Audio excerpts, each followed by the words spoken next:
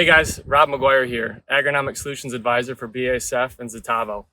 This time of year, one of the most important things we can do is evaluate the new varieties that we're either growing on our farms or in the plots that we're taking a look at with our retailers and farmer dealers. Well, I'm going to take some time today to show you some of the things that I look for as I'm doing so. In the last couple weeks, I've been going through plots, taking a look at the 2025 offering, trying to figure out what I've got, where I want to place them, and what I really want to focus on. Doing that type of thing is super important. Variety selection is maybe the most important thing we can do as a grower. These are new tools. We want to figure out where to use them and how to use them. I want to preface everything here today by saying you shouldn't look at just one plot. You should look at multiple points of data so that you're not fooled by a single environment or a certain situation. Yield is obviously going to be something that we're all most interested in, but that's several weeks down the road from now. So for now, when I'm out here, I'm looking for a couple different things. I'm looking at plant structure. I'm looking at standability. I'm looking at pod counts. I'm looking at how these plants do in multiple environments, and I'm looking at their disease control. Plant architecture refers to things like height, stature, and placement of the nodes. Breeders or our salesmen might have already supplied us with information letting us know where a variety might perform well, but I still like to take a look at that for myself. If I'm thinking about a really dry acre, I like to see a tall plant. If I'm growing in 30-inch rows, I like to see bushy plants. So you can see these two plants are growing side by side, two different varieties. Obviously quite a bit different plant architecture to them.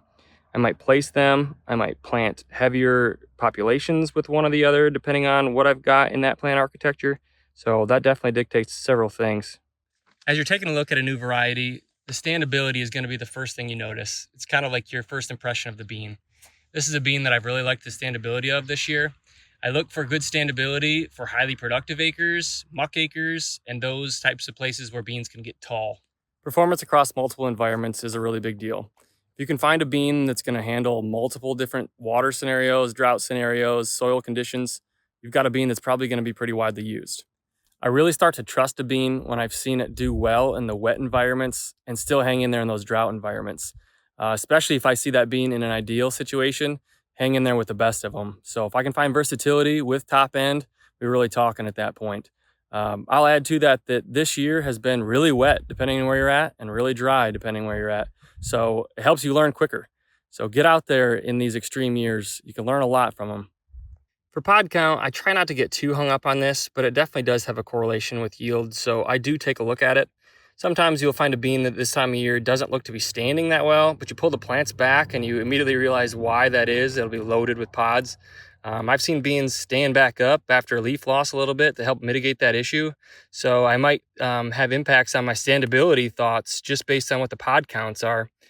Pod counts help me anticipate what might be coming and plays a role in my evaluation of some of the other factors that I mentioned. Here's an example of a variety that's actually doing a little bit of leaning, but this is one that truly does. If you pull that plant structure back, you do find that there are a ton of pods in there that are weighing this down a little bit. I might see it stand up again when we leaf drop.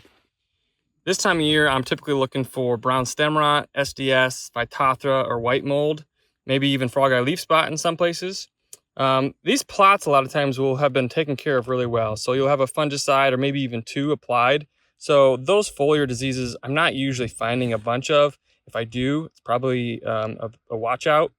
The field scale is probably the best fit for that kind of a look. We definitely get an idea for how a bean handles some of those other diseases, however.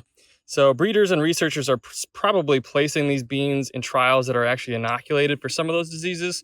So those plots are probably the best options for truly sorting out those beans and their overall defenses. A good bean evaluator can look through some of the blemishes that you might find in an individual location and find the place that it might shine. These beans all go through long years of breeding and development, so you just might need to find the place that they do work for you. I hope these tips help you get ready for evaluation season. Good luck and safe harvest.